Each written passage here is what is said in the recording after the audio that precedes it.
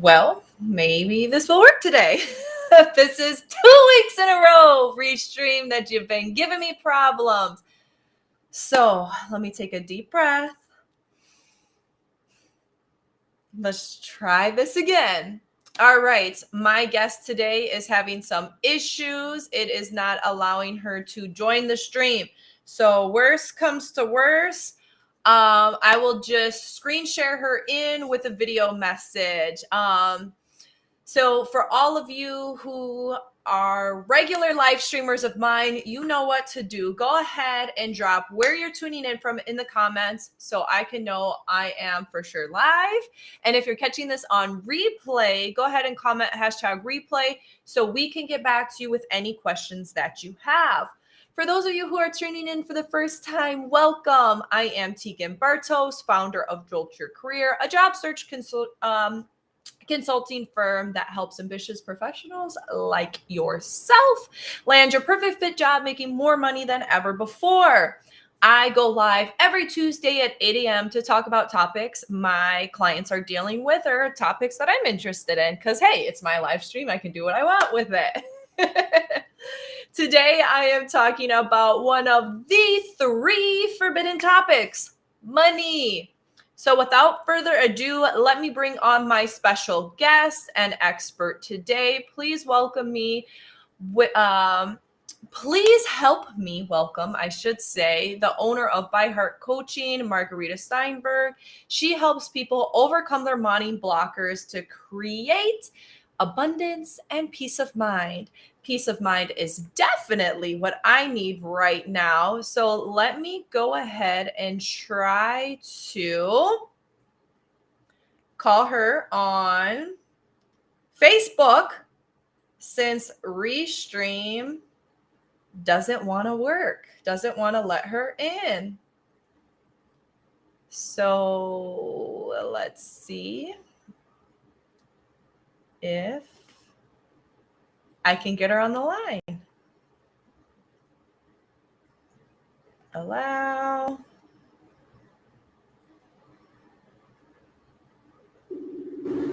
All right, we are calling her. I believe she's in Russia, so.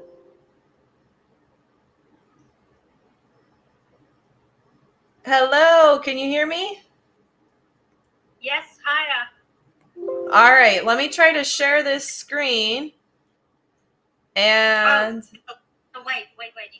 If this is for sharing screen, I need to respond from the laptop. So can I call you or call me again? I'll pick it up on the laptop. Yeah, here, let me take the screen share out for everybody tuning in, especially if you're one of my boot camp students. Where are you at? Where are you? Because Restream is not working. All right, let me call her back, get her in on this live the correct way, because looks like she wants to share screen. So this will be exciting. I have no idea exactly what we're going to talk about today. So let me try to bring her back in. Screen share. All right. Let's see. Is it working? Here, let me pull it up and see if it's working. Margarita, sorry for all of the tech issues this morning. Okay, it looks like we are officially live. I just checked on my phone. Gotta love technology. Anyways, it's good morning for me, but it's afternoon for you, right? That's right. Are you hearing me okay? Yes, I can hear you perfect. Thank you so much for joining me and taking an unconventional approach to, to this live stream. It's so weird that it wasn't letting you in the stream. I don't know. I got to figure out what's going on with that because my guest last week, they wouldn't let him join either. It kept kicking me out. And then we had to start a complete fresh one for it to work. And nobody has time for that when we're trying to go live in 30 minutes. I mean, yes, unless one sets up a whole separate live to test that the live will work, which is a whole other yeah works. Exactly. Okay, but That anyways, thing of doing, which I guess our audience are very familiar with, doing something that you can't practice for until it's real. exactly. Yes. So why don't you go ahead and introduce yourself? While I was troubleshooting, mentioned that you're the owner of By Heart Coaching and that you help people remove their money blocks to live life or have a mindset of abundance and peace of mind. So why don't you go ahead and elaborate further, because nobody can speak better about you than you. So take it away. Thank you. I guess the easiest way to tell people how I got to be doing this is to tell a little bit how it came to be. I was a single mom. My son is 21, but I was regularly sobbing about money when he was little. And slowly we both grew. He grew as a person, I grew as a person and professionally. And I was teaching Argentine tango, and that brought me into getting interested in the inner layer of how we interact, and that brought me into psychology and coaching. And when I was setting up my own practice, I bumped into a lot of my own money blocks. And once I kind of went, hang on a minute, what's going on there? Because it wasn't that I didn't have things I could do, but there was some other level which put the brakes on. And the more I got interested in that, the more interesting it got. And I started to discover steps that eased it a little, and somewhere else I'd find another thing. And by the time it began to become a coherent thing, I had a program. And because it had got me so in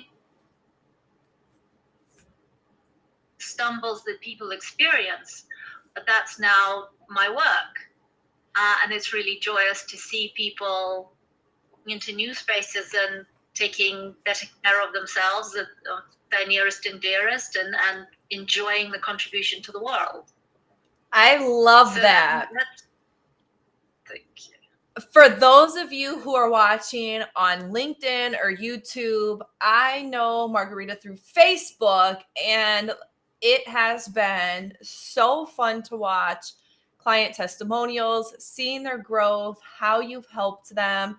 It's just amazing. So before we dive into my first juicy question, let's say hello to a couple people tuning in. We've got, let's see, is Restream gonna work? I'm not sure. Well, we've got John, Louie, Mark, Lauren, Felicia. So many people tuning in today, which is a lot of fun. Some of them aren't regulars either, so this topic must be on their mind. Here for you, Margarita. So let me go ahead and see what we're going to talk about today. So when I asked, for the viewers, when I asked Margarita to join me, one of the things that I struggle with in my own business is balancing philanthropic work and the fact that I have mouths to feed and I'm a business owner, and trying to figure out where to invest money, where to be frugal, how to save, all of these things that just make your mind want to explode. Am I doing the right things? Am I approaching it correctly? And something that I shared with Margarita is that the way I grew up, my biological father always struggled with finances. He remarried. She already had 4 kids. They went on to have a couple more kids. I mean, 6 mouths to feed is a lot, in addition to his new wife struggling with substance abuse issues. And I don't know if any of you have ever been addicts before, but it's an expensive habit. So going from one parent on the weekends who sometimes didn't have the lights on to the other parents who were in sales. And anybody who is in sales knows some months are really good. Sometimes there's an acquisition and you're laid off for 8 months to a year before you can find your next role. And some months you're just getting by. And so never really feeling financially secure I have grown to live in a mindset of scarcity versus abundance. So Margarita's mission really stood out to me because I want to live in a mindset of abundance. What I have is enough. I have a roof over my head, food in my fridge, and my child is being educated. That is enough. I don't need anything else. But, first world problems, sometimes I want some extra things. So I am so curious to find out. So that's why I came to Margarita. Why do other people come to you? So, Margarita, my first question for you is, what kind of issues or goals do people typically come to you with? It's easy to sum up this way. They're either blocked to bring in the level of income that they want, and the block is at some level that's kind of, it's not that I am short of things to do. So it's sometimes people who are well educated, who you would imagine have everything they need to bring in income, but something, they're stumbling somewhere. And they come to me to help them unpick what's going on there and what can I do differently? What am I doing that I'm not even aware of that's sort of pulling me off that path? It's a bit that the experience of being in Alice in Wonderland, where you keep going for the hill, but somehow you keep ending up at the house. What? It's that. Right? I mean, it's such a visceral feeling of frustration, but also like baffled, like, what am I'm doing everything that takes me there, but I keep ending up over here. I don't get it. Yeah. So that's one kind of side of the work. The other side, it's still that similar feeling of like, I still don't understand, where people are able to bring in enough income, but something about how they are then using it to create the life they want is going askew. Okay. So it's how they're spending the money. And it always is difficult to know what the right thing to do is, because there's no manual. It's a bit like parenting. Nobody sort of says, if you've done this, all good. Right. And even if you did have such a list, because there are people who offer, look, here's the list. Making the decisions that actually fulfill that list can be incredibly at odds with yourself. So there's a lot of kind of tussling, and it's figuring out tussling that a lot of my work is around, because I don't put out lists of here's how you should do and what the right thing is, and I'm not a financial advisor in that sense. I help people think through their personal choices, how it's going to make sense in their world, and oftentimes that's the difference with people being able to do the actions. Isn't that the worst? That's kind of. Oh, sorry. There's a little bit of a lag from going from the live to Facebook. For those of you who are just tuning in, we had a little bit of problems. Restream if you're watching. Let's get it together. So sorry for interrupting. What I was going to say is should. It's the worst word in the world for coaches, right? What should I do? Well, there isn't a shoulda. There is no shoulds. It's we can do this and we can do that, or if this, then that.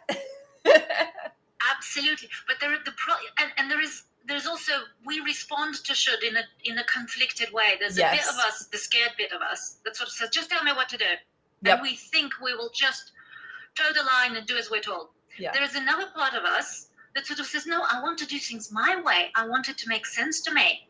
Yes. So we kind of ask for, tell me what to do, but then we fight back and say, no, I'm going to do it how it makes sense to me. Yep. That definitely resonates with me. So we ourselves do this double thing with should as well. And the other problem with should is that if you're not doing should, like ticking every box, you're probably failing. And it's that black and white that plays against us, which is another reason why coaches try and steer us past that. Yep. Because it excludes all nuance. So if I should sleep 8 hours but I didn't manage it, then what? I've failed already. That's not helpful to anyone. So I try and avoid that language, but I also relate to that wish of just tell me the right thing to do. So I relate to it personally as well as professionally, I also experience it. It is. It's so tricky. And like you said, there isn't one right thing to do. There is no checklist. And just because there are checklists doesn't mean it necessarily works for every person in every scenario. And I really like your approach of evaluating someone's goals. What is someone's drivers? And then how do we spend the money, or how do we get ourselves past whatever's blocking us to make the type of money that we want, to live the type of life we want. And so I work with people on a philanthropic basis in underserved communities, in the underserved community I grew up in the surrounding communities in the Chicagoland area. And I look at people, and there's so many generational curses that that terrorize us, that I don't know another better way to word it. Generational curses when it comes to money terrorizes people. Either extreme amounts of debt to go to college, or never went to college, so feel like they can't get the type of job they want because they didn't have the education, or whatever it may be, that just blocks us from reaching the type of life that we want. And I'm curious, is it just me who's like, there's so many societal factors that screw us up with money, or what is it that really causes such a complicated relationship with money? Like, I know on the post I said, or earlier today, I said it's one of the things we shouldn't talk about, right? We're not supposed to talk about money. We're not supposed to talk about religion. We're not supposed to talk about sex. But if we don't talk about money, then how do we spend it better? How do we use it better? How do we make it work for us? Absolutely. It is definitely something that makes it much more complicated for us to navigate, because a lot of our experiences with money earlier in our lives, it's before you can even spell your own name, but you've already watched your father's brow tighten and your mum look worried or weeping at her wallet, and you've absorbed all that that's how the world is. Yeah. Where people are overpowered and money rules the world. That can really be a sense of how the world is. And then, whatever you can do about it surely is so small compared to the system. And so that's definitely a layer. On the other hand, our cultural inheritance around money is very conflicted. So even if you have a relatively easy experience overall, I was speaking recently to someone who grew up in comfort financially. Her family was comfortable, but does that mean that she got away scot-free? No, because what she was telling me, once we started kind of going, what happens there? And suddenly was telling me the story of a best friend in school who was from a poorer background, and when there was a school trip, and the person I was speaking to came with a suitcase, an ordinary suitcase, but her friend came with a cloth bag and went, "Your snooty suitcase." And there was a sense of rejection that this girl of 10 didn't know what to do with. And that friendship fell apart. Yeah. Because they didn't know how to get past this complicated cultural inheritance. And what she'd eventually put into words is like, money's dirty. Yep. And we as a society, we aspire to money, but we also know somewhere that there's jealousy, there's pull me down, there's that wish of like, we expect that if people are making it, they're snooty. And so there is a lot to get with on our own. And absolutely, socially, there's no way to talk about it. Because, no, there isn't. No, imagine. Right, so you want to talk about it this week, where do you go? Clearly not down the bar, right? Because that's too personal. If you talk to your close people, family or friends, you might be feeling that you're becoming a burden. They might want to help, but then if it doesn't really change your life, and you're back with the same difficulty later on. So this kind of, you're on your own with it. Yep. Yeah. And our society has got better talking about managing your personal finances. We now have books, we have those people saying, look, this is how you can take charge of it. But a lot of that leaves out the emotional, social layer. And so we kind of have, here are some things you could do. But I don't, like, I can tell you some of the things I caught in this kind of investigation with myself. I realized that my family had, I call my dad, he's kind of financially preoccupied. He's every question to me. If I said to him, I'm going on a course, he says, how much? And I'm like, Dad, it's not like you're sponsoring me. But it's the first thing that it's just his anxiety. Yep. And it was there when I was growing up. But when I imagined myself increasing my income, I suddenly went, will they all come asking? You're doing well now, so cough up. Yeah. Oh, yeah. And I was suddenly like, that's really making me uneasy. Mm-hmm. Not because I don't want to share with my family, but because it's like, that's a task. I don't know how to approach it. Yep. More money, more problems. Different problems. Yep. That possibly we are equally not equipped to tackle easily. Yep. That's the thing for me. It is. That there aren't any ready answers for. You're done. Yeah, so my birthday's June 25th, and so my half birthday is Christmas, and so that means Todd was on the phone with me, my financial advisor from Northwestern Mutual, and he was like, what are we doing this year? Where are we at? And I had missed my last couple appointments with him, and I was like, well, we are buying a house. My husband's buying a construction company, this and this and that. And he's like, whoa, let's dive into this a little deeper. Let's look at this and all of these things. And it's great to have partners where you can say, okay, if I do this, that affects this. If I do, because once you get to a certain point financially, everything affects something twice. And so there's lots of spinning plates. And for somebody that has less financial acumen, it's so overwhelming.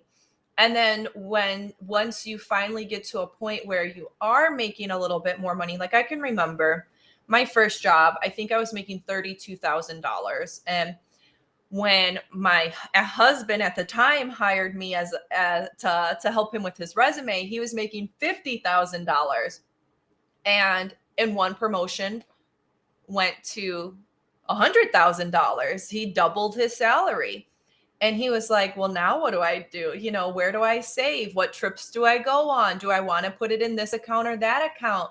And it was, okay, I need to buy my sister a car. I need to help my mom pay this, or I want to, send my granny here. And then there's just so many moving plates to the point where it can paralyze people. The money block can become paralyzing. So what would you say is maybe like the number one trick, or if I can be greedy, and like, what are the top 3 things that you can recommend viewers to do to start reframing some of this to not make it paralyzing? Yeah. One of the first things, whether it's about opening up your income or how do I make good use of it, it's sort of to actually almost zoom out from the money for a minute temporarily and to say, what life? If money is to help me make the life I want to live as myself, what does that look like? And it's interesting because how few people do it and how we don't do it because it's kind of not obvious. But when you do it, this is the life the money is meant to help me create, whether by more larger amounts or by a different use for it. It gives you a kind of clarity that then the more everyday kinds of choices, you can always check back with that. It's because I want to live this. So to kind of almost reframe how large is money determining what I'm going to do versus the life that I'm making. So that's item 1. I quite like something that Tim Ferriss suggests, a list of 3 things I want to have, 3 things I want to do, 3 things I want to be, which is kind of actually another way of describing what life. And then how does money support that? Okay, so repeat that again. 3 things you want to have. So you can almost do like 3 columns. Okay. 3 things you want to have. So those are, it might be the home, the car. I mean, those are kind of the more cliche ones. But what is it I want to have? Because if money is going to help, what is it I want? I want X things. It might be I want a new coat, whatever. Yeah. 3 things I want to do. How can money support me to be doing the things I want? And that might be go on vacation, or it might be change careers, or it might be hire a coach to help me find a different job that fulfills me more. So there are 3 things I want to do. 3 things I want to be. Now, I remember when I first wrote that one of them was great mother. And money has a role to play in me getting to be. What does that mean in terms of using money? Right, education. So it might be, I will prioritize sending my son on a horse riding outing, say, just because that aligns with what means for me to be a great mother. So money gets to play to any of those, but they're actually a way of putting in front of myself what is it I want. Because when we want things kind of in our head, they're a bit vague. Yeah. They're not easy to hold on to. The moment you can put it in front of you, they become a bit more solid and tangible, and we can refer back to them. We can touch back with them. And they're tied to your why. My recommendation is to write it out. Yeah, that makes so much more sense, because if we're figuring out what we want and who we want to be and what we want to have, or have, do, and be, it's tied to our why. Yeah. So we're more likely to prioritize it if we keep it top of mind. I love that. Exactly. So that we don't find ourselves at the end of the month kind of going, oh, that didn't happen. Yep. So if you can check back with it much more frequently, then you don't find yourself kind of suddenly going, that is so not what I was wanting to make happen. Yes. Okay. And then I have a 3rd tip, if you'd like. Yes. And it's kind of a different way in. And it's this. If your superbly abundant life were 10 and 1 is so far from it. So a scale of 1 to 10, 10 is just fantastic.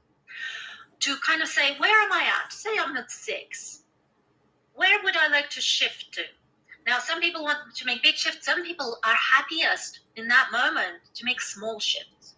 So I ask clients, and some of them go, I want to go from 6 to 7. Some of them go, I want to go from 6 to 6.1. And that's cool, whichever. Yep. And then say, what does that look like? And get quite specific. Okay. Because sometimes when we look at, I'm at 6, 10 is so incredibly far away, I can't even dream about it. For some people, that's the truth. Sometimes some people find to dream the ultimate quite easy to get to, and some people really can't touch it. I mean, I've sat with people with both.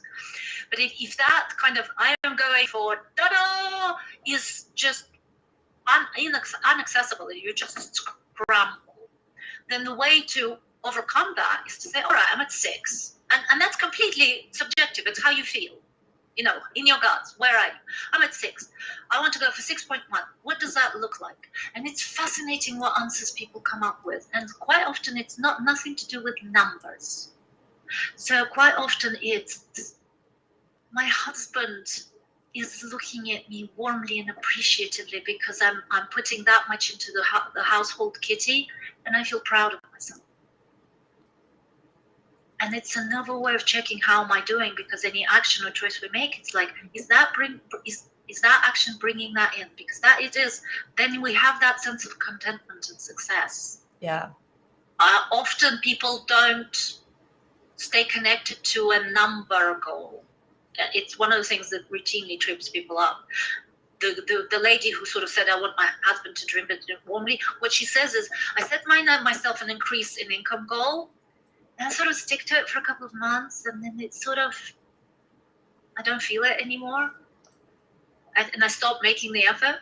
Mm-hmm. So often it's the human feeling is more motivating to us Yep. than an amount. And it's the thing is, whichever works for you is great. But if an amount isn't working for you, there are these other ways in. Those are 3 very actionable tips that anybody can do. Do you have time for one more question? Go on. Okay, so I know we're a little bit over because of the issues joining on. Yeah. I obviously work with job seekers, and I help them get promotions every day, right? But I collaborate a lot with coaches. And so often I find that coaches really struggle with charging their worth. And so often I find job seekers struggle with negotiating their true value. So, what would you say to someone who's selling themselves short? You need to change the picture of who you are and what your world looks like. And I know that that's not an obvious, so like how? Unfortunately, that's what you need to do. Let's say somebody grew up and the idea of themselves, and I've been there, their idea of themselves is kind of like Cinderella. And it's only in the fairy tale that Cinderella walks into the royal castle and feels the princess and takes charge. And you know, for a lot of us, even when we are in a different situation, our sense of who we are sticks with us. Yeah.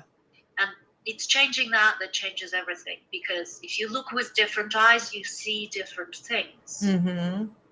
And unfortunately, the answer to, so how do you do that, is my program.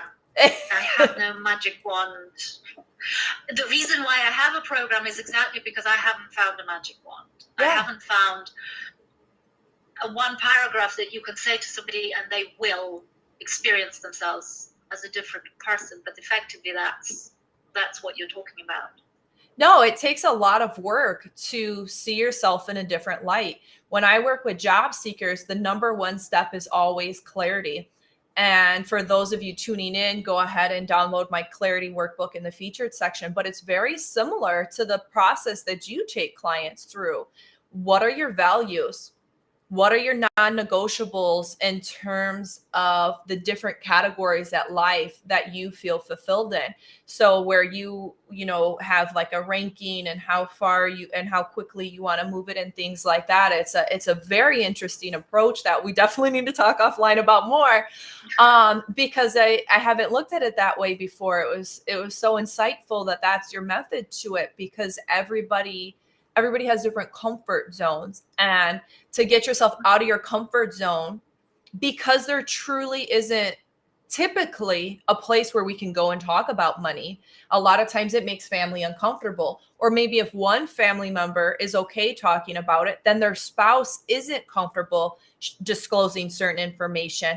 And when you have limited information, you don't have a holistic picture as to how to accomplish things that haven't been accomplished before, or how to move away from certain stigmas of any side of the spectrum of how you've been raised. And so having that sounding board or that coach to go through a structured program where you can work through your goals at your comfort level and have that customized feel to it totally makes sense. So why don't you tell me how people can find you? I've got your Facebook link right here. Let me pull it up. So By Heart Coaching on Facebook, and whatever else you want to share to go ahead and close the session out before I take up too much of your extra time. Well, probably the easiest is just my Facebook profile, not even the By Heart Coaching, but my direct. Okay. I think what I'll do is I'll quickly show you. Let me see. I've got a couple of slides. Is that showing for you? Yep, I can see it. So the thing we were talking about is that you have these different professions that focus on what you need to do, how do you need to do it, and that who I am, how I am. And so my work is kind of an amalgamation between the coaching. So how do I do the thing? As in, how do I, in my practical world, how do I do it? Okay. Not just the principles, but then how do I change who I feel I am? And the thing there is that it's the emotional and the social that we work with. Okay. And this is an overview of my program as it's constructed right now. And so you can see that we start with setting targets, personal targets. So these are not mine. You need to become a millionaire. It's what works for you. And there are several ways in that cover people's different inclinations. The acknowledge is around what has played into your view of money so far, and unpicking, kind of just dismantling the spells, the magic spells of money is like this, and the messages that we get that we kind of carry without even recognizing. The third step is air, and that's where we kind of help you connect what's real for you, the real you, not necessarily the one who's trying to please grandmother. Yep. And how do you keep grandmother in the picture? It's not about dismissing grandmother, but it's finding you in that whole, your village, as it were. And then we move into the more practical application. Once we've got you clear, then we move into more, so how are you going to apply that? What are the new actions you're going to take? Going from comfort zone into the stretch zone. And that's at your own pace, very customizable. And then once you've adopted some new steps, it's how do you sustain it? Because as you know, as every coaching program has probably told you, doing a few new things, it's not like it instantly creates the whole new garden. We have to keep at it for a bit, and we need support for that. Yes. And then the last step is very interesting, because we live in a world that's very rushed. But the number of times that I've seen people kind of like, right, I feel better about that. Now on to the next program. And I'm like, slow down, absorb the success. Like, you've just sorted that. That's been with you for like years. Let that actually reach you. Get that contentment, because so often we're chasing this abundance, but we never like feel it. Yeah. So that's the cycle. And obviously, if that's intriguing to anybody, I'm very happy to talk to people more. And I'd like to, so let me stop sharing that, because I think when I'm sharing, it's not showing you me. Nope, it's not. Right. So let me come bring you back my face. I love your program. And not only, it's not even like me and Margarita are on here today to sell you her program, right? That's not it at all. She gave you everything that you needed to be able to go and do this yourself. However, it helps to have someone doing it with you to get the results that you want, to hold you accountable, to troubleshoot things as you're going through it, and to give you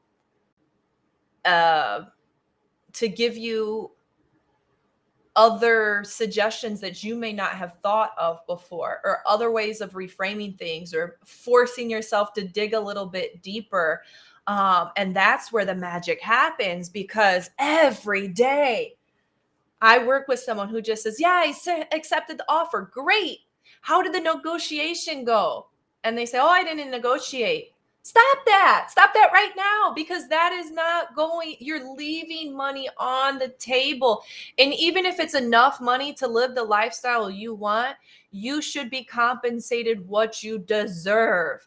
And that is, I don't know, maybe that's me just being selfish, but I feel like when people leave money on the table, they're taking away from things that they could have done, whether that be more philanthropic work, right? Being able to donate more money into the community, or being able to provide an additional resource to your child, which then provides additional income to someone else in your community. Because at the end of the day, for me, that's what I'm all about, is by making my community better and stronger. Not only the community that I live in, because I work with global people, but just in general, the ripple effect that money can cause in society. When we are stressed, our children are stressed. Then our children become stressed adults about money. When we're tight on funds, it impacts, society in so many different ways. And so if each of us can take accountability for having peace of mind and abundance when it comes to money, overcoming these money blockers, it creates so much value, not only for ourselves, but for everyone affiliated with us. So that is what I hope everybody got out of today. So, Margarita, I'm going to let you close out the session. What are your final words of wisdom for everybody tuning in? You could say that money is appreciation. It's a way of expressing appreciation. So what you were just saying, Tegan, I relate to that. Receiving appreciation for what we do, for what we do to the best of our ability. And then having abundance allows us to show appreciation to others, to show love, to make money. And that for me is the transformative place. When we make money an agent of our love, in appreciating something, in supporting somebody, that's the brave new world we dream of. So I love part of that. the solution. I love that. Yes. All right. So for everybody tuning in, thank you so much for joining me today. I will be back next Tuesday, 8 a.m. bright and early, hopefully, if Restream is working right. Margarita, thank you so much for joining me today. Anybody who wants to follow Margarita's content or work with her, definitely be sure to jump on over to Facebook and send her a request. Everybody have a fantastic day of abundance and peace of mind.